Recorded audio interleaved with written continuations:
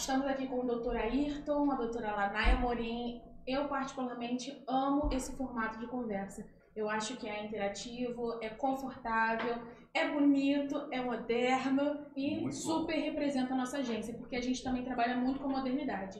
Fala um pouquinho pra gente sobre esse novo projeto e o que a gente pode esperar dele. Priscila, a gente fez uma anterior a essa, eu não sei, o público já teve acesso àquela anterior, e foi, salvo engano, ano passado. Não tenho muita certeza, mas salvo engano foi ano passado que a gente fez. Vamos colocar que foi o piloto, né? Foi o piloto para poder startar essa ideia da Albocast. E a ideia é muito boa, porque eu, pelo menos, acredito que até nas pesquisas que foram feitas, eu não conheço nenhum programa de podcast voltado para essa área jurídica. E a nossa ideia aí para o pessoal que está nos acompanhando e que vai começar a ter essa oportunidade de ter as informações de uma maneira descomplicada. A gente não vai ficar aqui falando juridiquês, mas a gente ao mesmo tempo vamos trazer diversas pessoas que na sua vida, no seu dia a dia, têm relações jurídicas e que poderão ser tratadas aqui. Então a nossa ideia, né, nesse projeto do podcast da Albuquerque, que é o Albocast, é realmente trazer para o nosso público notícias relevantes, e a gente vai brincar, porque como você mesmo falou, esse formato aqui é para a gente ficar descontraído, tanto sim que quem já me conhece, a galera aqui que me conhece sabe que eu travo qualquer outra gravação, coloca para fazer live, eu travo, coloca para eu poder gravar aula, eu travo. Outro dia foi o que a gente estava gravando? TikTok. Nossa, você chegou a ver lá, né? Eu travando TikTok. Gravo, não, travo. mas ficou bom, ficou legal. Pelo menos a resposta do público foi bem positiva. O resultado foi legal também. Mas vamos combinar que eu tô aprendendo, né? O negócio tá Todos complicado. nós, na verdade, estamos. A gente fala que a gente é adepto à tecnologia, mas todo mundo tá engatinhando aí. Ah, vocês são mais novos, vocês gostam disso aí. Verdade. TikTok. Botou uma luz, assim, uma foto, a gente vai. Vocês gostam, não é minha pegada não. Mas esse é o formato, entendeu, Priscila? É o formato descontraído, que esse podcast tem esse formato descontraído, e a gente vai poder aqui tratar de assuntos importantes de uma maneira bacana. Então a gente pode dizer que a Albuquerque é top 1 porque ela inova, ela está na vanguarda. Você tem agora um podcast jurídico, mas que vai falar de maneira bem descomplicada para que todo mundo possa saber de coisas bacanas, importantes, que podem não só ajudar, né, o ouvinte, mas ajudar o amigo do ouvinte, pode ajudar a sociedade de maneira geral a ter os seus deveres e direitos, né, que muitas das vezes as pessoas não sabem. Então a gente vai realmente procurar ajudar a sociedade com coisas bacanas. Até o pessoal ganhando uma graninha, né? É verdade, a gente não está focando nisso. Não, claro que não, por favor, né? Mas você sabe que o pessoal, quando pensa em algum problema, pergunta, qual vai ser a minha reparação, doutor? É verdade, é verdade. E é bem bacana também colocar em todas as nossas plataformas essas informações,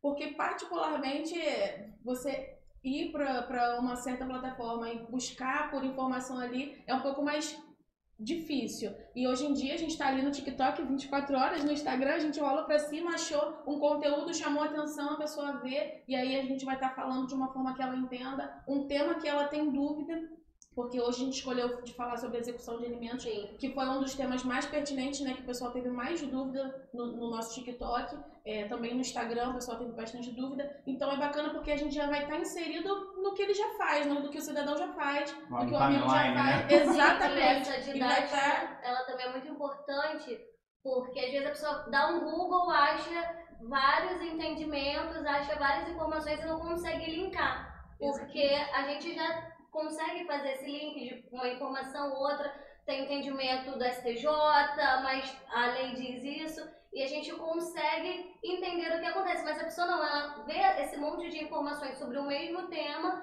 ali no Google e fica um pouco perdida. E às vezes até fake, né? Algumas coisas, sim, né? Algumas Aqui coisas... a gente pode, inclusive, ajudar a pessoa a não se enganar com informações. Exatamente. O pessoal coloca lá alguma informação.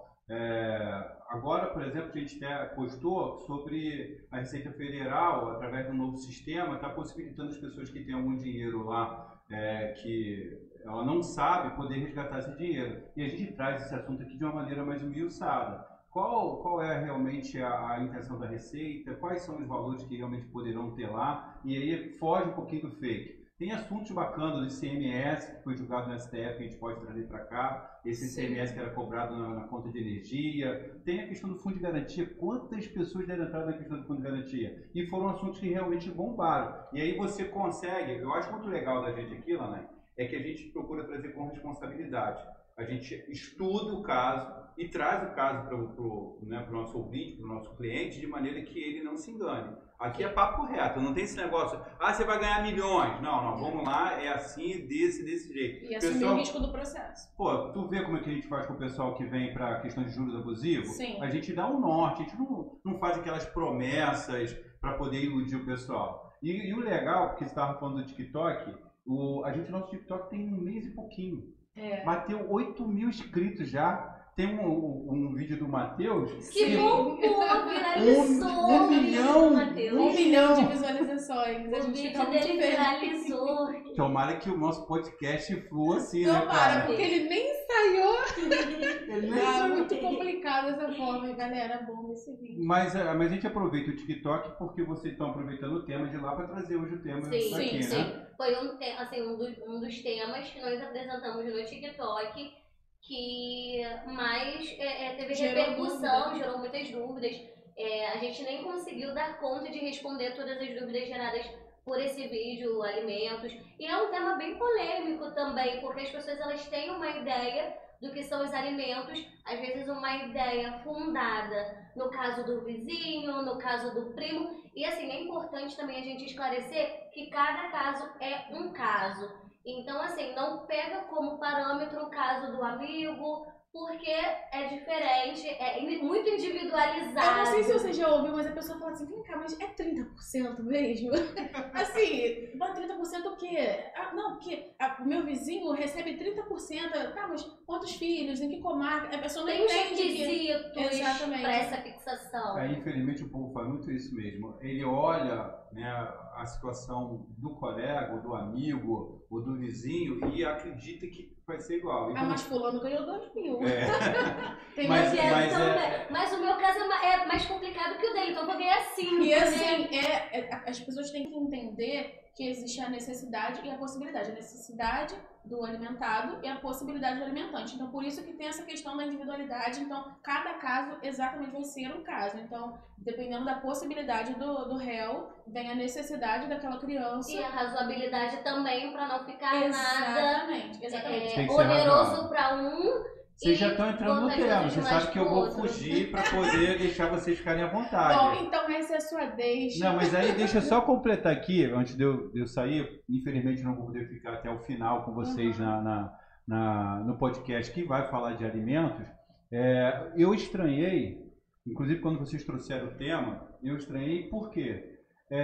Como vocês mesmo falaram, lá no TikTok teve bastante pergunta. E eu juro a vocês que eu acreditava que esse tema não seria um tema que repercutisse dessa forma, que as pessoas quisessem essas informações.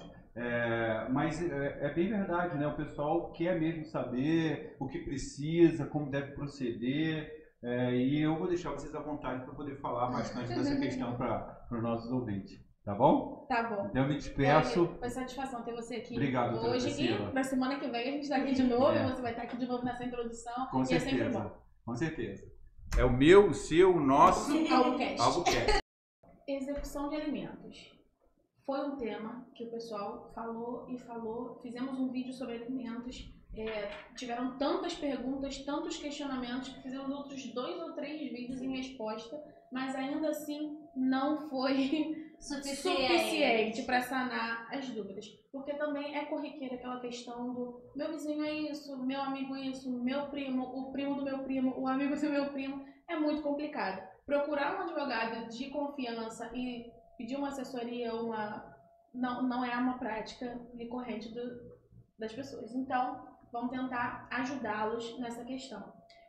Muitos dos questionamentos eram o seguinte: tem um relacionamento, esse relacionamento chegou ao fim, não entrei com uma ação por conta às vezes, boa convivência, ou então às vezes, não preciso de nada. Primeiro, não é você, e sim a criança, sempre o melhor interesse da criança. Então, sempre é bom provocar o judiciário quando há essa divergência, porque é aquela necessidade e possibilidade, então a necessidade da criança vem à frente até do que você acha que é certo, entendeu? Então, vamos lá. O que você acha que a gente pode passar de informação sobre esse tema para as pessoas? Quando é possível entrar com a execução? Quando que ela é cabível? Quanto tempo que a pessoa tem que ter de atraso? Como que a pessoa tem que atrasar? Ah, eu fiz um acordo verbal, posso executar depois? Como é que fica essa situação? Vamos passar para o pessoal. Então, de início, é importante a gente explicar o que são os alimentos. Os alimentos, eles são a prestação paga pelo alimentante. E é importante também falar que o alimentante não necessariamente é o pai. O alimentante ele pode ser a mãe. Não é só o pai que paga a pensão. A mãe ela também pode ser a responsável por pagar a pensão. Então, assim, é muito importante a gente deixar isso enfatizado. Claro. Assim. E aí, quando há uma separação, quando há essa ruptura no relacionamento que impossibilita a convivência do casal com a criança, nós pedimos os alimentos eles são devidos para a criança para continuar a subsistência. Muitas vezes não tem como oferecer a mesma qualidade de vida, mas a criança ela também não pode ser esquecida. Às vezes o casal ele consegue oferecer melhor para a criança uma condição, oferece para a criança uma condição juntos, e essa condição, ela não pode, agora nós nos separamos, ela vai viver a vida do jeito que der com a mãe, ou vai viver a vida do jeito que der com o pai. E não é assim. Os alimentos eles são essa prestação, são esse pagamento feito à criança quando há essa separação do casal. E aí, quando nós entramos com a ação de alimentos, visando buscar a porcentagem, buscando regulamentar essa contribuição. E às vezes nós somos procurados porque o casal ele faz aquele acordo verbal. Olha, tal dia eu vou te dar tanto referente à criação, à manutenção, à subsistência do nosso filho, da nossa prole. E aí é um valor decidido que eles acham cabível. Eu acho que eu tenho que te dar tanto. R$200 é o suficiente para a subsistência da criança. E aí eles, sem analisar, sem ser feita essa análise do que realmente é melhor para a criança, sem ser feito algo calculado, certinho, eles decidem o dia. Tal dia, tal valor. Esse acordo verbal, ele não tem validade. Não é válido esse acordo, porque não tem uma regulamentação judicial. E aí, quando esse acordo ele é quebrado, quando o pai ou a mãe deixam de prestar os alimentos, então agora você vai ter que pagar os atrasados, os 3 meses que você atrasou, 1 ano que você atrasou. E não vai. Por isso é importante ingressar com ação judicial, regulamentando a ação de alimentos.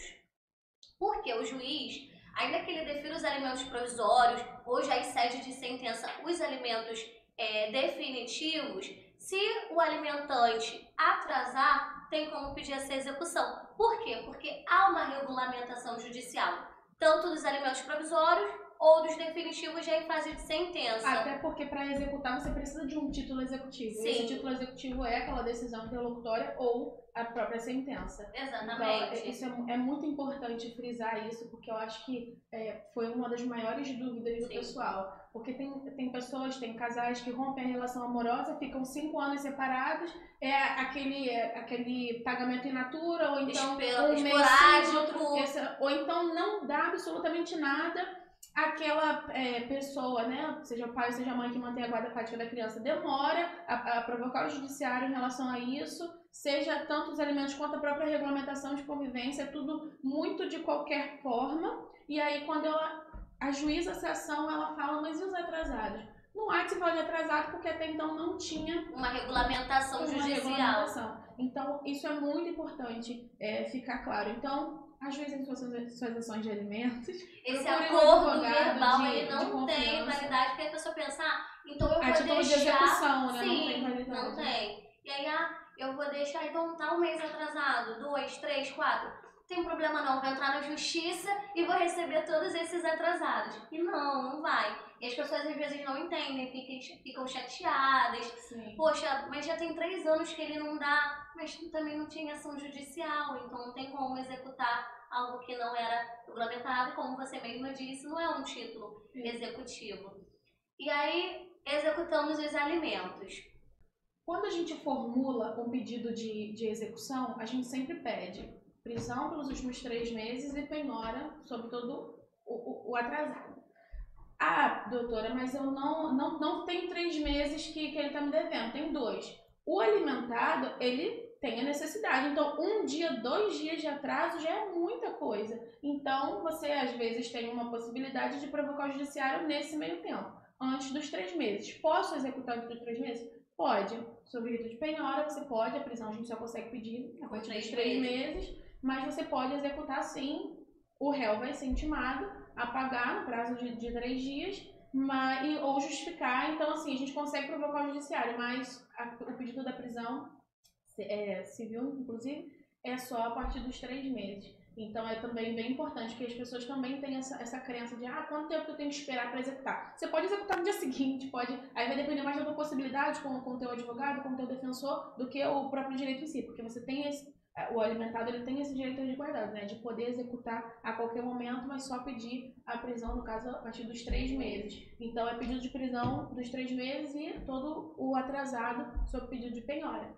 Muitos processos às vezes estão arquivados, a gente precisa fazer o desarquivamento, porque o de pedido de prisão ele é distribuído separadamente, o de penhora a gente pede nos autos do processo principal, seja o processo principal de alimentos ou do próprio divórcio, né? Que às vezes quando é o divórcio consensual, quando é consensual, né? Porque o rito dos alimentos é um rito especial, então ele costuma... É como se você quisesse amarrar um Fusca ou uma Ferrari, né? Os alimentos estão lá na frente, o divórcio aqui atrás, mas a gente, enfim, consegue fazer pedidos preliminares e consegue oferecer o melhor serviço para o cliente. Então, é muito bom você fixar o pensamento nesses pontos. Não é o que a gente acha ideal no todo, mas é o que a norma nos traz, o que a lei nos traz e é o que a gente tenta fazer de maneira mais favorável ao nosso cliente.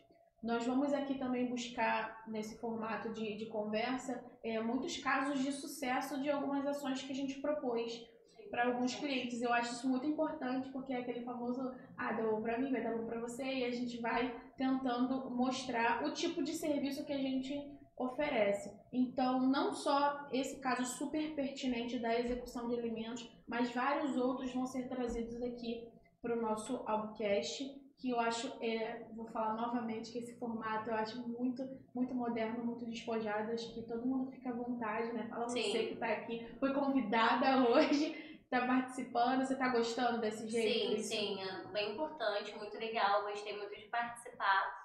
E uma coisa muito importante também, que é bom nós termos em mente, às vezes o pai fala, mas eu estou desempregado, eu não tenho como pagar os alimentos, ou se a mãe for alimentante, eu não tenho como pagar os alimentos porque eu estou desempregada. Tá, e durante esse tempo que você está desempregado, seu filho não come, seu filho não veste, sabe, seu filho não existe, então. Você está 3 meses desempregado e seu filho então vai ficar esses 3 meses sem comer, sem existir.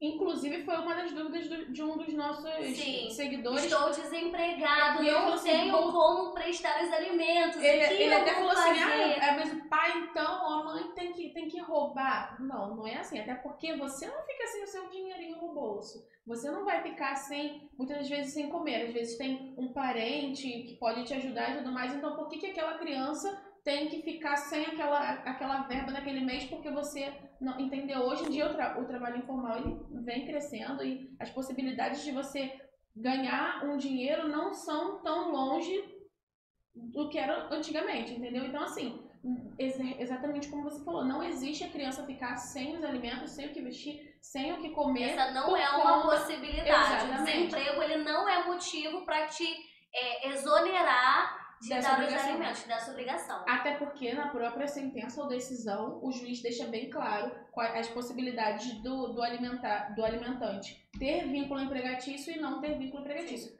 Além da metade do acompanhamento psicológico, do odontológico, às vezes um plano de saúde. Remédios, As Gastos despesas escolares, isso, como exatamente. uniforme, mensalidade, isso também é arcado pelos dois no 50%. Quem pagou recibo para receber os outros 50%. Então não é só a verba para subsistência, que é a pensão alimentícia, sim também todo o gasto daquela criança precisa ser Inerentes dividido. à existência, à criação da criança. Até porque a gente sabe que os valores fixados hoje em dia não dão para sustentar ninguém. E é muito comum também a gente ouvir, muitas vezes o pai, né, falando, até a mãe, mas está usando o dinheiro para fazer tal coisa. Gente, mal dá para fazer as contas. Ponham isso nas suas cabeças. Quem cria uma criança, quem cria 2 crianças, 3 crianças, sabe do gasto que é. Entendeu? Então, as verbas não são muitas vezes direcionadas para outro fim que não seja a subsistência da criança. Sim, e um outro ponto importante, como você falou da sentença, é que às vezes uma pessoa teve a sentença fixada com vínculo empregatício 20% e sem vínculo empregatício 50%. E aí passa para uma outra pessoa, eu recebo 15, 20% com vínculo e 50% sem vínculo empregatício, meu filho, né? No caso, recebe esse valor de pensão. E aí a pessoa ingressa no judiciário achando que vai receber essa mesma porcentagem. Só que é tudo muito individualizado, é personalíssimo. Então, cada caso ele é analisado de uma forma. Pode ser que o pai ele tenha um outro filho, ou essa mãe alimentante tenha um outro filho, tenha uma condição diferente, então é analisada cada condição. O ter outros filhos conta muito, se tem vínculo conta, se não tem vínculo não, peraí, então a gente vai fazer desse jeito. Tudo isso é muito analisado, personalíssimo, né? Um direito personalíssimo. Então não tem como você pegar de exemplo um caso e trazer para você, porque o juiz ele vai analisar de acordo com o seu caso. Isso, até porque também tem muitos réus, né, nesses processos de alimentos que tem às vezes trabalho com vínculo, trabalho sem vínculo. Existem então, empresários, uma dúvida exatamente. muito grande também, porque o empreendedor, como é que eu vou provar? O meu marido ele trabalha com vínculo empregatício, meu ex-marido, ele trabalha com vínculo empregatício como segurança, mas ele também tem um empreendimento. Exatamente. E aí, como é que eu faço para provar? É mais complicado, né, a gente provar também os rendimentos do empreendedor, mas aí que entra os ofícios. Nós podemos pedir em execução para oficiar os sistemas, né, do judiciário, Bacejude, Renajude, Infojude. A gente pode pedir esses ofícios para ver a realidade financeira do réu. Além das provas testemunhais, que também tem muito peso nesses prova casos. Documental, aquela ostentação das redes sociais. E não só os ofícios que a gente pode pedir, mas também na inicial tem toda uma fundamentação da teoria da aparência. Às vezes aquele empresário tem todo o patrimônio no nome ou da empresa que ele é sócio, ou até de terceiros. E hoje a gente tem a desconsideração da personalidade jurídica inversa, que também é muito aplicado nesses casos. E principalmente no direito de família, não só no empresarial. Então, assim, o conselho e a orientação que a gente dá, não só nesse vídeo, mas em todos os outros, procure um advogado de confiança, porque a classe ela está sempre trabalhando e buscando o melhor atendimento possível para essa parte. Então, tem a análise do juiz de caso para caso, mas também tem a nossa, né, como advogado, de sempre procurar ver todas as possibilidades de buscar o melhor resultado para o nosso cliente. Então isso é muito importante e eu acho que independente de qual seja o caso, o melhor vai acontecer e sempre buscando o melhor interesse da criança. Exatamente. Uma outra dúvida e se o pai não tiver condições financeiras, ou a mãe, né, alimentante, não tiver condições financeiras de pagar esses alimentos? Os avós são responsabilizados? E aí é que entra, no caso essa responsabilidade ela preponderante é do alimentante, pai ou mãe.